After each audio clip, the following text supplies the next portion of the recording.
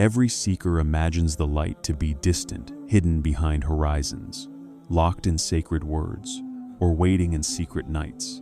Yet the knower realizes it was never far, for distance itself is illusion. The heart that seeks is like a mirror chasing its own reflection. When longing becomes still, when the search collapses into surrender, the veil lifts. Then you see, the light was not to be found, for you were never apart from it. The seeker disappears, and only the light remains radiant, eternal, silently finding you. The seeker begins his journey believing the light lies beyond the horizon. Each step feels sacred, every distance filled with hope.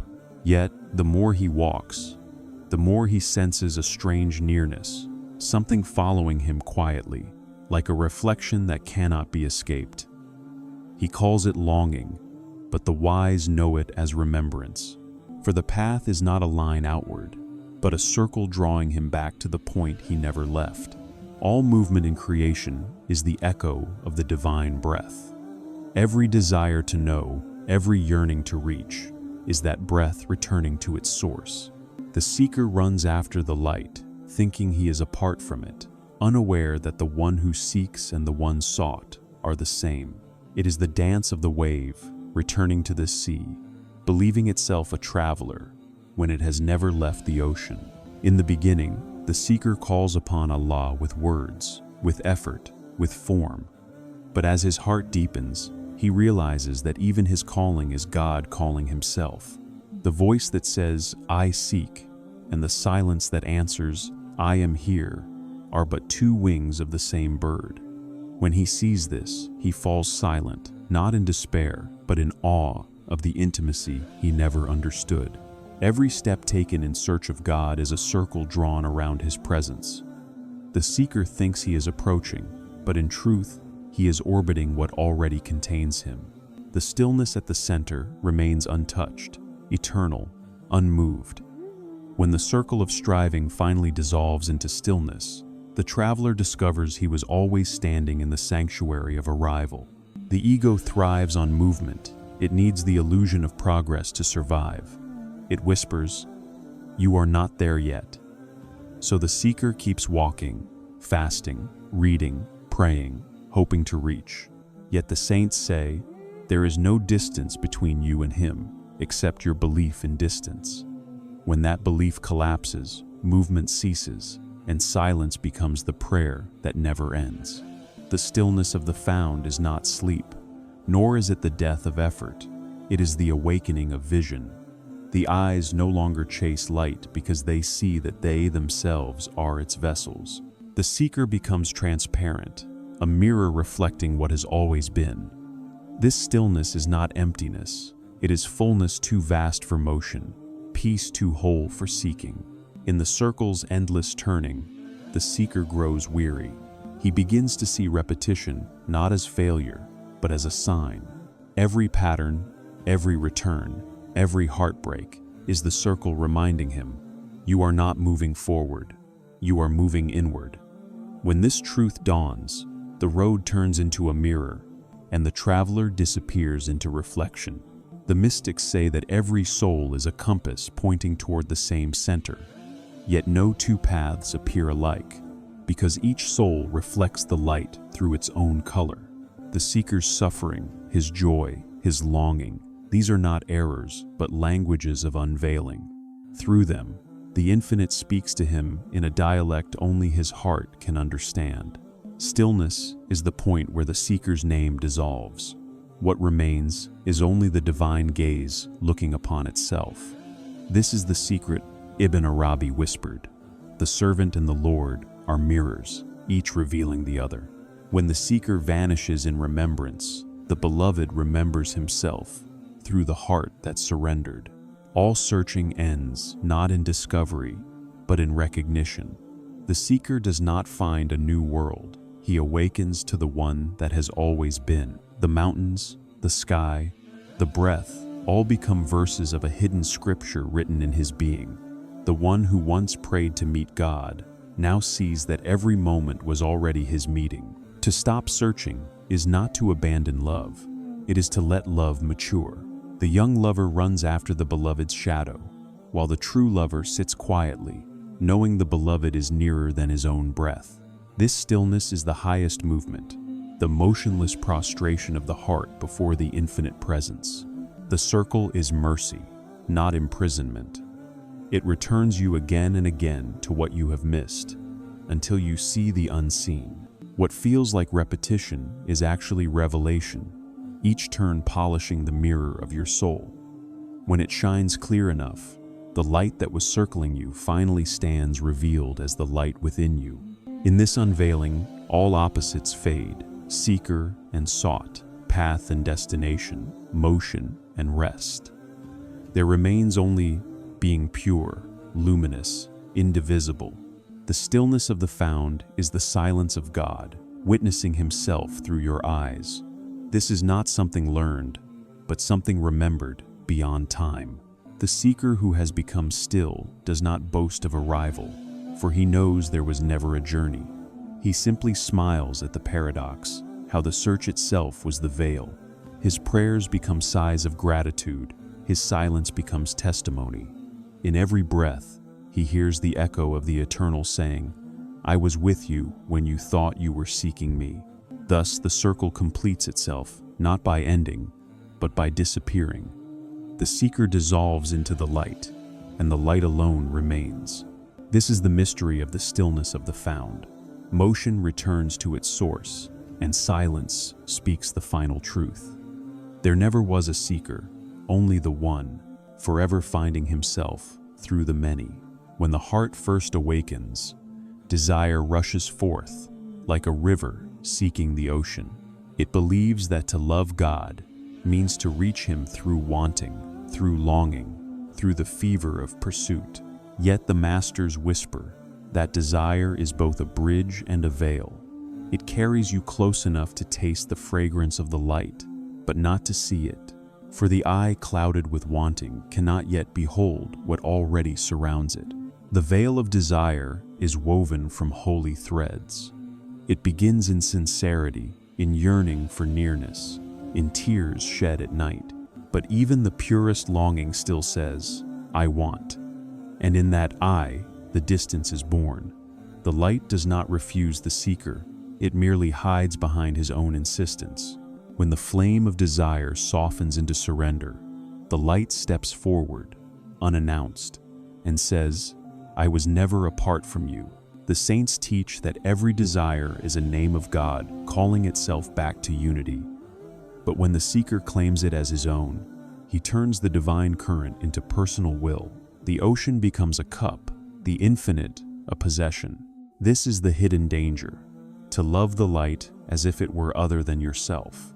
The remedy is not to kill desire, but to let it dissolve in remembrance until only love remains. When desire rules the heart, even prayer becomes a negotiation.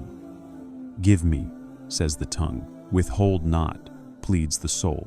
But when desire fades into awe, the same words transform. "Let me be with you, even without what I ask." At that moment, worship becomes vision. The hands still rise, but they rise not in request, they rise because they cannot contain the light that has filled them. There are two fires in the heart, the fire of longing and the fire of unveiling. The first burns because it lacks, the second because it sees. Desire burns to reach, light burns to reveal. When the first flame exhausts itself in surrender, it becomes the second, silent, steady, eternal. Then the heart no longer consumes itself. It becomes a lamp through which God gazes into the world. The veil of desire is not sin. It is mercy disguised. Without it, the soul would never move from its sleep. God hides himself so that we may seek, and he places thirst within us so that we may remember the well. But he also sends a moment of exhaustion, a divine fatigue where all wanting breaks. In that sacred pause, the mirror clears, and the light sees itself again. Every time you say, "I wish," you weave another thread over the vision of the heart. Even to wish for God is to imagine separation. Ibn Arabi said, "To seek him as other than yourself is to lose him in yourself. True love has no direction. It does not move from here to there. It simply is the quiet recognition of being, gazing at being. Desire paints God in the colors of your need. When you are lonely, he becomes a companion. When you are poor, he becomes a provider. These reflections are true but partial. They are the light through a stained window. Only when the window dissolves, when you no longer ask him to fill a shape, does the boundless radiance emerge. Neither form nor name, only presence. The saints often wept not because they lacked the light, but because they realized they had veiled it with their own wanting. They saw that every I love you still contained two lover and beloved. But when love matured, it consumed even the pronoun I. What remained could no longer speak. It could only shine. The veil fell not by effort, but by grace disguised as stillness. The seeker imagines freedom is the fulfillment of desire, but in truth, freedom is the extinction of it. To want nothing is not to be empty, but to be full beyond measure. When the heart no longer reaches, it overflows. The ocean has swallowed the river, and the current rests in its origin. This rest is the peace of the saints, still water, holding the reflection of the infinite. In the silent heart, desire returns as devotion. It no longer asks, "When will I reach?" It says, "How could I have ever been far?" Worship becomes effortless. It flows like breath. Every movement, every glance, every sound is remembrance. What was once a quest becomes an atmosphere. The light no longer needs to be sought. It radiates through the very being that once searched. The veil of desire cannot be torn by force. The more you fight it, the stronger it grows. Only love can make it transparent. When you turn your desire toward the one, not to gain, but to dissolve, it becomes prayer purified of self. Then you will see that the veil itself was light in disguise, the beloved pretending to be hidden so that you could love the unveiling. There is a secret moment in every seeker's life when the beloved longing becomes unbearable. The heart cries, "Enough," not from despair, but from recognition. In that cry, the rope of desire breaks, and what remains is silence deeper than thought. Within that silence, something eternal breathes your name, and for the first time, you hear it not as your own, but as his. When desire falls away, life does not lose color. It becomes the color itself. Every form, every moment, every breath shines with the hue of the unseen. The mystic no longer chooses between the world and God. He sees the world as God revealing himself through time. Desire divided them. Vision reunites them. The eyes become windows of wonder, the soul a reflection of the whole. Thus the seeker learns. The veil was never an enemy. Desire was the lover's first language, a letter sent from the beloved to call you home. Once you read it fully, you no longer need the paper. The heart burns it gently, and in its smoke, the light rises vast, uncontained, unsearchable. And in that radiant stillness, there remains no you, no wanting, only the light, knowing itself through you. The heart is a mirror, hidden beneath layers of dust, thoughts, desires, fears, and names that do not belong to it. The seeker, blind to his own radiance, looks outward for what he already carries within. He studies, prays, travels, and asks, but each question only thickens the veil. When exhaustion comes and silence descends, the gaze turns inward, and for the first time, the mirror catches a faint glimmer of the light that was always there. To look inward is to return from illusion to intimacy. The outward world reflects forms, shapes of beauty, shadows of meaning, but within lies the source from which those reflections flow. The mystic knows every flower, every star, every breath is but the echo of an inner landscape. When the gaze retreats from the surface, the world does not vanish, it deepens. The mirror of the heart begins to shine with both worlds, at once the seen and the unseen, the transient and the eternal. The mirror does not create light, it only reveals it. So too, the heart does not produce truth. It simply unveils it when polished by remembrance. Each act of dhikr wipes away another veil of forgetfulness. What remains is clarity, not thought presence, not image. The gaze that once searched now rests in wonder, and the mirror gleams with a brilliance that blinds all sense of I and mine. Outward sight is limited by distance, but inward sight is endless. The eye of the body stops at the horizon, but the eye of the heart sees beyond time. When you gaze inward long enough, you realize that what you call inside and outside are but two faces of the same reality. The mirror holds the cosmos, and the cosmos is the mirror. Ibn Arabi said, "He who knows himself knows his Lord." Thus, self-knowledge becomes divine recognition. Many fear turning inward, for within lies both light and shadow. The first reflection the seeker meets is not purity, but distortion, the fragments of unhealed longing. Yet even this is sacred, for every crack and wound becomes a passage for light to enter. The mirror must first face its own imperfections before it can reveal perfection. Through humility, tears, and surrender, the heart's glass clears. The world teaches you to look outward to measure worth through praise, possessions, approval. But the mirror of the soul measures nothing. It only reflects what is eternal. When the gaze turns inward, comparisons dissolve. You cease to exist as better or worse. You become a window of being, a transparent vessel through which the divine contemplates its own beauty. The mirror shines only when the self disappears. So long as the eye claims ownership of light, it becomes a wall instead of a window. But when you forget yourself in awe, even for a breath, the mirror glows with an intensity words cannot hold. This is why silence is the highest remembrance, not the absence of speech, but the absence of self between you and the real. Within the heart lies a sun that never sets. Clouds of thought drift across it, sometimes dimming its brilliance, yet the light remains untouched. When the seeker learns to observe without attachment to let clouds pass, he discovers a serenity that does not depend on circumstances.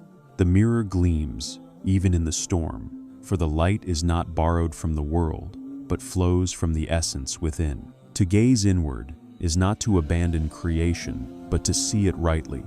Every form you meet becomes a reflection of the infinite gazing back at you. You no longer seek light from others. You recognize the same flame burning in every soul. Compassion then arises naturally, for how can one mirror despise another when both reflect the same sun?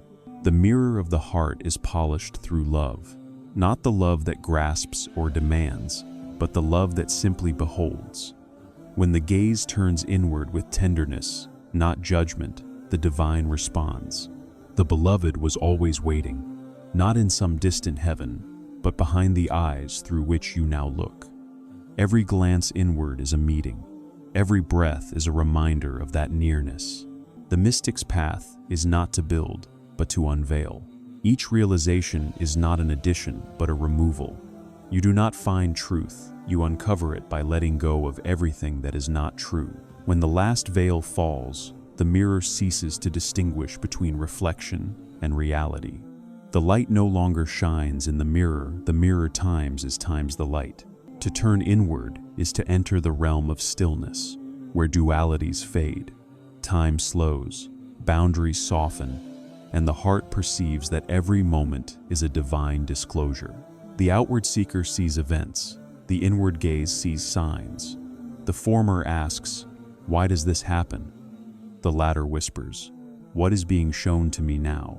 This shift transforms suffering into revelation and longing into prayer.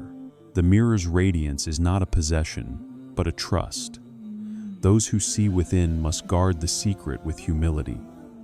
The heart is not polished once, but continually. Each moment of heedlessness dulls it again. Each remembrance restores its shine. The saints walk with polished hearts, not because they never forget, but because they never stop remembering. As the gaze turns inward, boundaries melt between seeker and sought, knower and known. The mirror becomes infinite, and every reflection a facet of the same brilliance. There is no longer a me to look and a him to be seen. There is only light recognizing itself through the clarity of a surrendered heart. When the gaze finally rests, when the mirror shines without effort, the seeker vanishes into vision. No movement remains, no search, no reflection, only the radiance of the one gazing through countless eyes.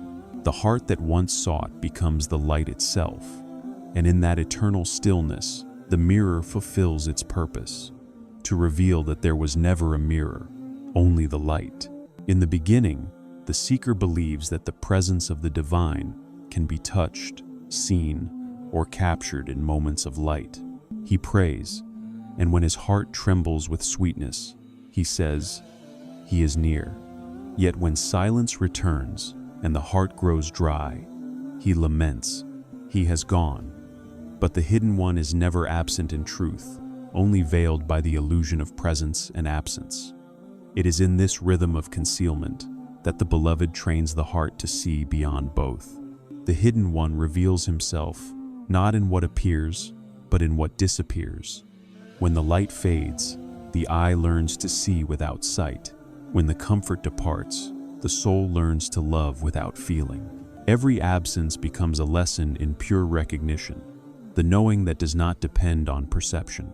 In that darkness, faith transforms from belief to vision, and what once felt empty becomes full of unseen nearness. Absence is the divine's most merciful disguise. If he remained constantly revealed, the heart would never learn humility. If he withdrew completely, the heart would die. So he moves between veil and unveiling, shaping the lover's awareness. The hidden one does not leave. He teaches the eye how to see what cannot be seen. The distance you feel is the space in which intimacy matures. The saints say, "He hides himself to show himself, for the veil is his hand, and absence is his breath." The seeker who cries in loneliness is already in his presence. For whom else does he cry to? The hidden one listens most attentively in silence, for silence is his own language.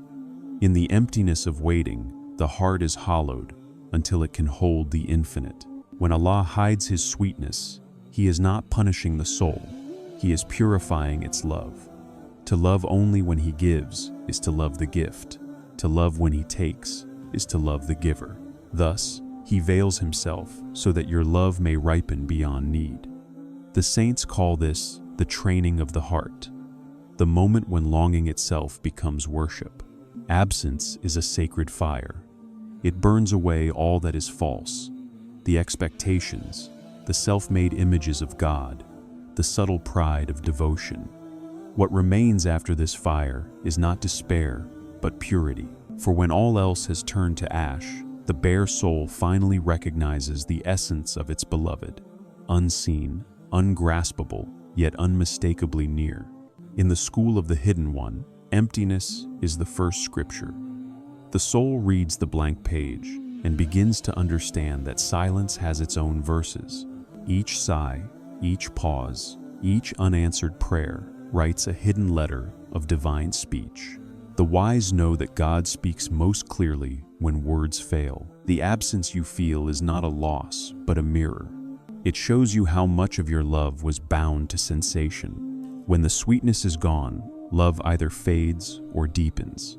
If it fades, it was never for him. If it deepens, it becomes eternal. The hidden one removes the taste, so you may seek the source. Every absence is an unveiling turned inside out. What the eyes cannot see, the heart is forced to remember. What the hand cannot hold, the spirit begins to feel. When all outer forms dissolve, the subtle reality shines. You thought he was gone, but he had only changed his garment from visibility to vastness. When the hidden one conceals himself, the seeker's cry becomes more real than his speech. That cry is not a call to bring him back. It is his own voice echoing through your longing. The pain of distance is the beloved's hand, stretching toward you from within your own chest. In every ache of absence, he whispers, "See how near I am." The divine hides not to deny you, but to free you. When he removes his signs, he invites you beyond symbols. When he silences your prayer, he draws you into wordless communion. Every absence is an initiation into a deeper knowing, one that cannot be taught, only endured. The mystic endures it not with bitterness, but with awe. Absence refines perception the way night refines the eye. Just as stars appear only in darkness, so too the subtler lights of divine presence are revealed only when outward clarity fades. Those who can sit within the unseen begin to perceive an intimacy that defies form, the feeling of being held by something immeasurable, even when nothing is seen. The hidden one veils himself through time. He lets you wait so that your longing becomes luminous. The longer the delay, the purer the desire. When you no longer seek to possess his nearness, but to times become times it, the veil begins to thin. Patience is not waiting for him to return. It is resting in the certainty that he never left. Every absence is also a test of sight. Will you trust the heart when the eyes no longer confirm? The ordinary soul demands evidence. The lover requires none. For the lover knows that the same beloved who hides is the one who reveals. The curtain is part of his beauty, the shadow that gives meaning to his light. The hidden one conceals himself in the ordinary. You look for him in miracles, but he waits in the unnoticed breath, the quiet corner, the tear that falls unseen. He hides not above you, but within you, behind the thin veil of your own awareness. When that awareness softens, you discover that his absence was your own distraction. The mystic learns that absence is a form of touch. It presses the soul inward until the boundary between longing and being collapses. You feel yourself hollowed, emptied, undone. Yet within that hollowness, something vast awakens. What you called absence was simply the infinite, making room for itself inside you. When the hidden one withdraws sweetness, he leaves truth. When he removes sensation, he plants certainty. Those who have tasted both know the difference between faith and feeling. Feeling says, "I sense him." Faith says, "He times is asterisk." And when faith ripens, it no longer needs proof. It becomes rest, like a flame that no wind can move. The dance of presence and absence is eternal. It is how the hidden one reveals the unity behind change.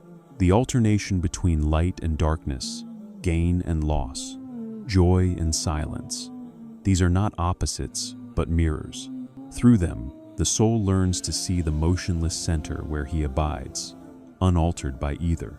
To the outward eye, absence feels like distance. To the inward eye, it is depth.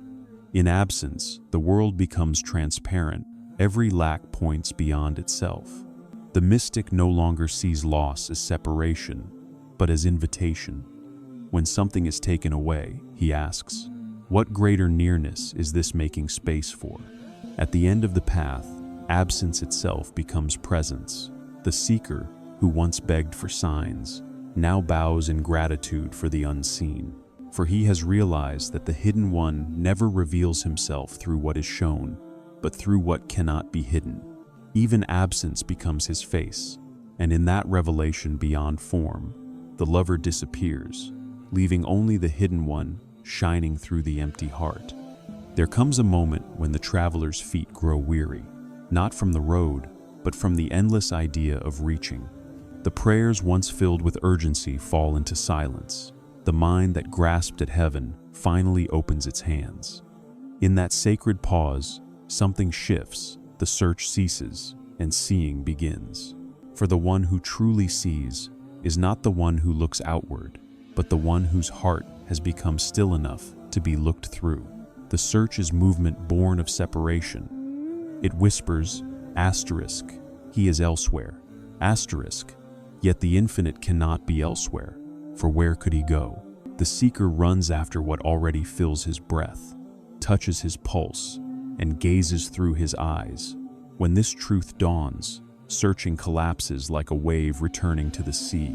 The current that once rushed forward now flows inward, into the quiet center that has always been home. The moment the heart stops searching is not defeat, it is revelation. The seeker once believed that finding meant acquiring, but finding in the divine sense means dissolving.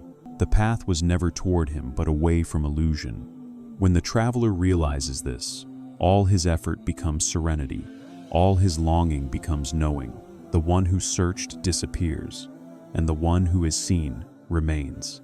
When you cease searching, the world becomes a scripture without ink. Every sound, every face, every silence speaks of the one you once pursued. You no longer ask where he is, because everything answers, here. This seeing is not through the eyes of thought, but through the heart's surrender, a vision that does not need direction, for it perceives from the center of all directions. The mystic stillness is not the stillness of rest, but of revelation. The heart does not sleep. It awakens from the dream of separation. It looks at the same world and sees it newly, as if creation itself had exhaled light. The trees, the wind, the dust on the ground, all whisper the same secret, that nothing was ever apart from the one who breathes them into being. When the heart stops searching, remembrance becomes effortless. The name of God is no longer recited from the tongue, but flows as existence itself. The breath remembers before the mind does. Every inhalation becomes his descent. Every exhalation becomes your return. Seeing is no longer a choice. It is your nature unveiled. The saints say that true vision begins when seeking dies. For seeking is born of the belief in absence, but seeing arises from the recognition of presence. The lover who has stopped searching no longer asks for signs, for everything has become a sign. Even the pauses between thoughts shine with his nearness, and the spaces between words carry his name. To stop searching does not mean to abandon the path. It means to walk without direction, guided by trust. The seeker's map burns away, but a deeper compass awakens, the pull of love itself. You no longer know where you are going, and yet you never feel lost. Every step becomes prayer, every breath revelation, for you have entered the geography of the unseen. The moment the heart begins seeing, it recognizes that vision is not an act of will. The eye of the soul opens only when it stops striving to open. It is grace that lifts the veil, not effort. The seeker learns that his yearning was the divine yearning to see itself through him, that his entire search was God's gaze, returning home. When the search ends, gratitude begins. You no longer thank him for giving, but for being. Even in sorrow, the heart bows, for it now understands that every state is his face in a different light. Joy and pain, loss and renewal, all are reflections of the same unseen mercy. Seeing means no longer dividing the world into what you love and what you fear. The one who has stopped searching no longer lives in time. Past and future lose their weight, for vision happens only in the eternal now. The heart becomes a mirror without memory, every instant fresh, every sight divine. In this timeless seeing, you understand that eternity is not endless duration, but the absence of becoming. What is, simply times is. As the heart begins to see, prayer changes shape. It no longer rises from need, but from wonder. The words become fewer, the silence deeper, until even silence dissolves. You do not speak to him anymore. You times are times the speech through which he expresses himself.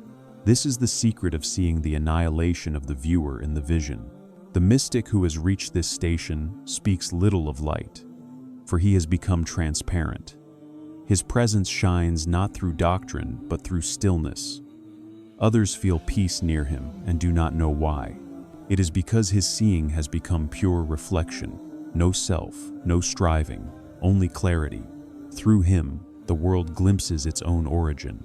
When the heart stops searching, it discovers that seeing is not an act, it is a state of being seen. The divine does not wait to be found. He reveals himself in the moment the seeker stops looking away. To see is to surrender, to let the eternal look through you without resistance. The eyes close, but the soul begins to witness without end. True seeing begins where seeking ends, because vision belongs to stillness, not motion. As long as you chase, you stir the surface of the mirror. But once you are quiet, the reflection appears of its own accord. This is why the saints cherish silence, not as emptiness, but as the womb of all revelation. Within that silence, the unseen takes form. The end of searching brings the beginning of intimacy. For as long as you chase the beloved, he remains an image. But when you cease, he steps forth from the image into presence. The boundary between lover and beloved dissolves, and love becomes seeing the gaze of the infinite, recognizing itself in your heart. Seeing is not vision of form, but unveiling of essence. It does not depend on light, for it is the light. When you see truly, you no longer perceive things. You perceive the One manifesting as things. Each leaf, each drop of rain, each human glance becomes an ayah, a verse in the unending revelation of his being. The moment the heart stops searching, even longing transforms. What once was ache becomes sweetness. What once was distance becomes dance. The seeker who once cried for union now weeps from gratitude that there was never division.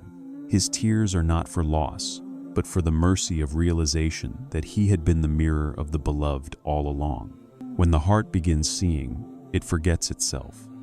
The eyes of the ego close, and the gaze of the real opens. In this seeing, the seer and the seen are one. The world remains, but its weight is gone. Life continues, but without center or edge. Everything breathes together in a harmony so quiet that only silence can hear it. The heart rests not because it has reached, but because it has returned. The search was a dream. The seeing is awakening. The lover realizes that every step, every sigh, every moment of yearning was the beloved walking toward himself. And now, in the stillness where all seeking ends, the light looks through the heart and sees only itself eternal, unbroken, and free. The light that lives within you is not borrowed from the sun, nor kindled by effort. It is the first light, the one that said, "Times be asterisk," and all things became. It wears your form for a while, so that it may recognize itself through your eyes. Every breath you take is that light remembering its own eternity in the rhythm of creation and return. You are not the one who carries the light. You are the opening through which it shines. When the light looks upon itself, it creates the illusion of the world. Mountains, oceans, faces, and dreams are the mirrors through which it witnesses its infinite possibilities. But among all reflections, the human heart is the most subtle, for it can know that it is known. Within this knowing, the light whispers, "I see myself in you, and through you, I love myself." The seeker imagines he must find the light, but the light has already found him. His very longing is proof of it. The yearning to return is the light calling itself home. When you sit in silence and feel the ache of the soul, understand it is not your ache. It is the echo of the divine remembering its origin through the vessel of your heart. The light hides behind the veil of identity. It says, "I," and for a time believes it means you. It plays this game to taste the sweetness of rediscovery. When realization dawns, the false self dissolves, and the light laughs through tears, saying, "Asterisk, I had been seeking myself all along." Asterisk. Thus, the journey ends where it began in self-recognition beyond the self. Every experience, joyful or painful, is the light testing its own reflection.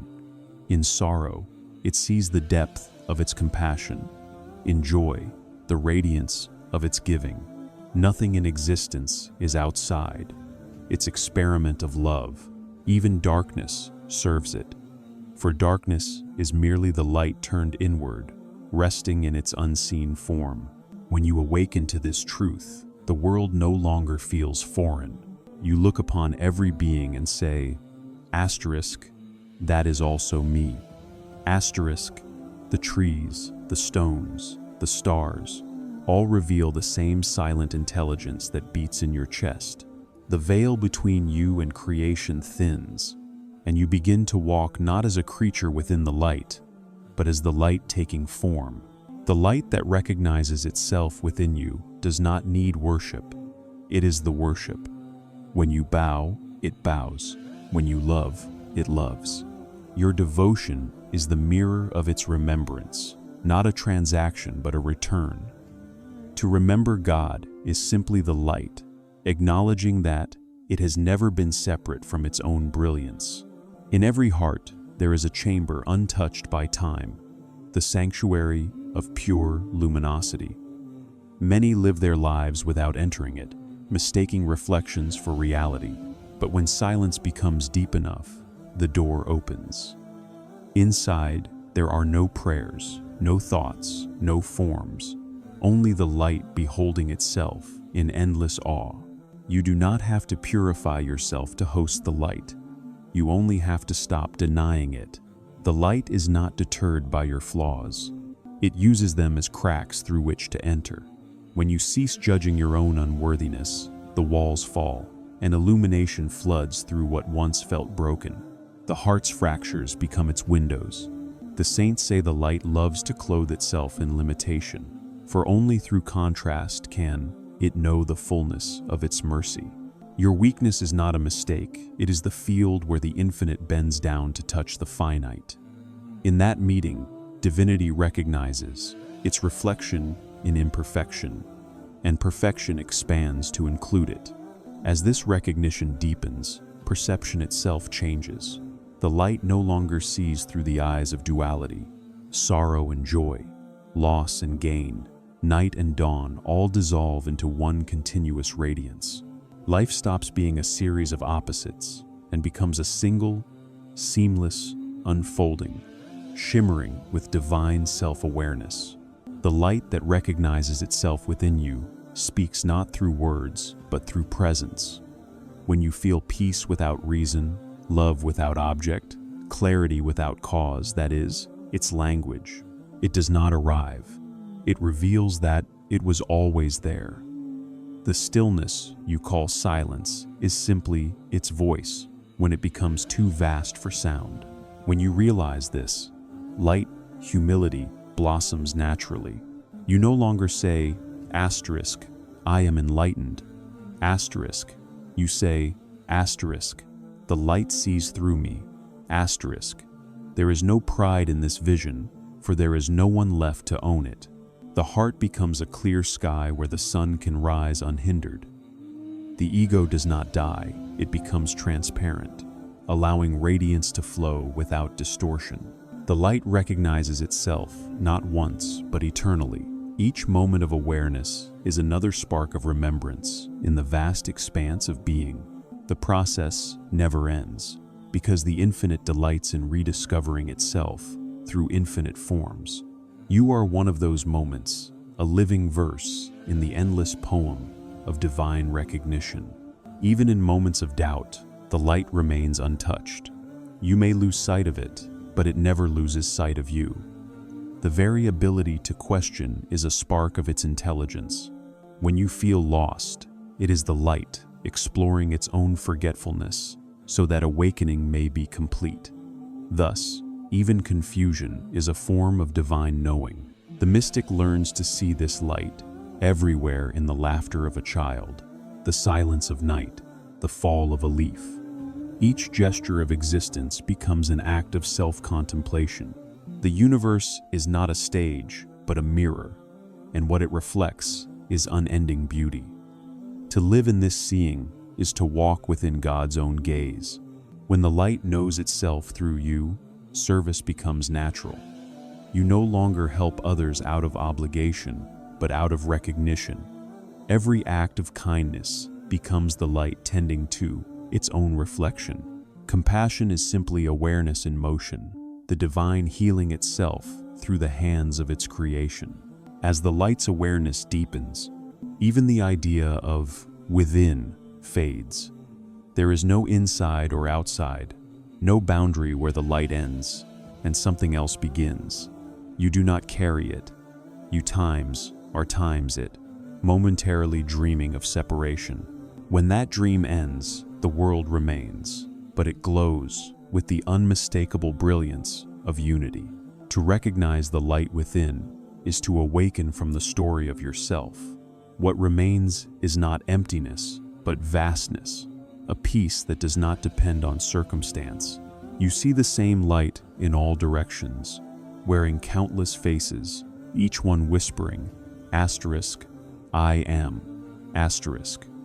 And you understand at last, there was never a you to find the light, only the light forever, finding itself. When this recognition ripens fully, life becomes worship without effort. Breathing becomes prayer, existence becomes remembrance, and silence becomes the purest praise. The light lives through you as itself radiant, self-knowing, and free. Nothing more remains to seek, for the seeker has become the seen, and the light shines eternally, loving what it has always been.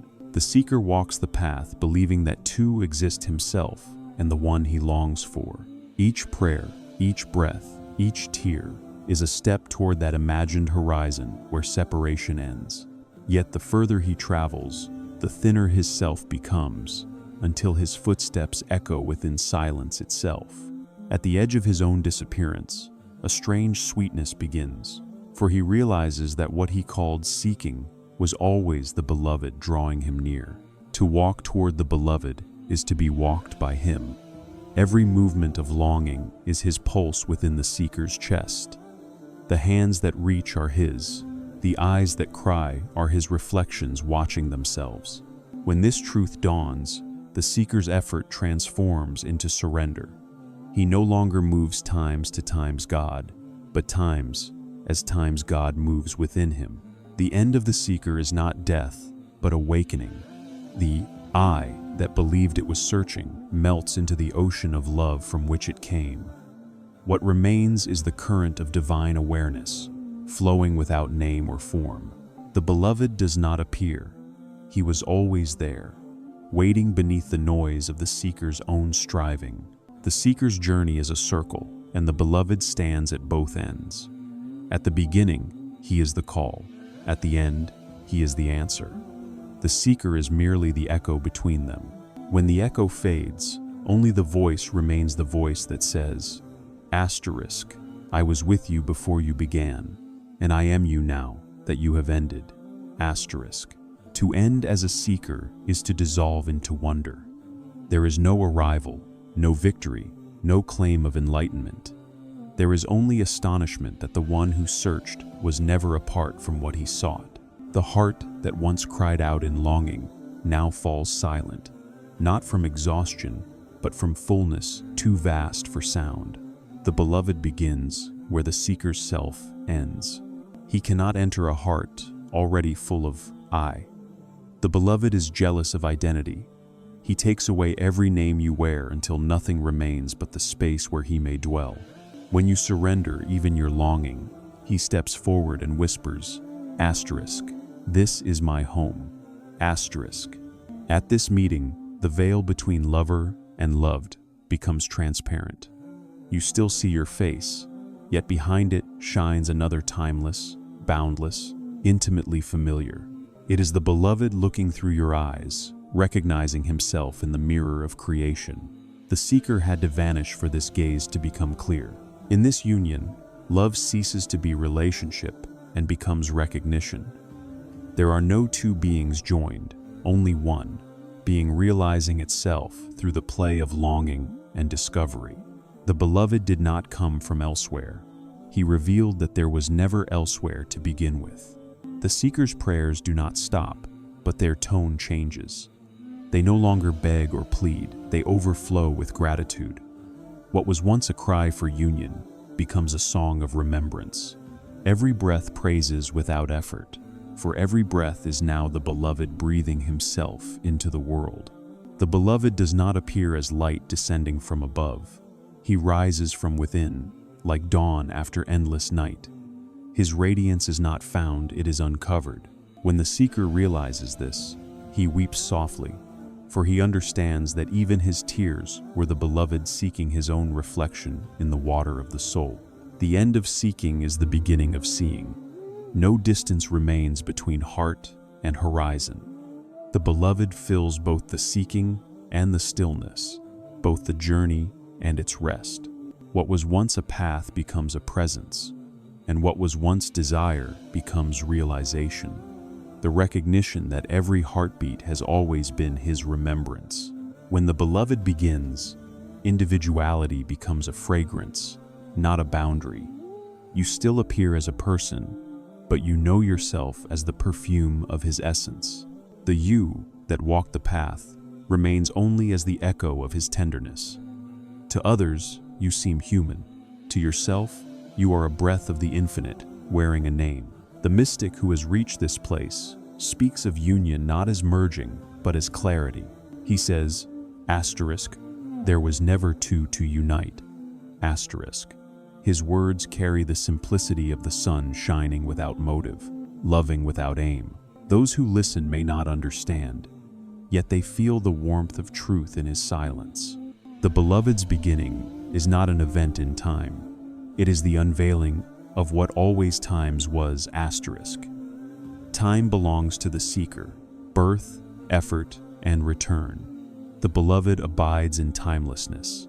When the seeker dissolves, time itself bows, and eternity becomes visible in the ordinary. Every moment becomes the first moment of creation. To end as the seeker is to become the beloved's language. Your heart becomes his tongue, your actions, his expression. You no longer speak about him. You speak times as times him, without pride or claim. This is not blasphemy, for the you that could claim is gone. Only love remains, speaking itself through the silence of your being. The world does not vanish at this station, it deepens. The same earth, the same sky, but each glows with the tenderness of recognition. The mystic walks through the market and sees only the beloved selling to himself.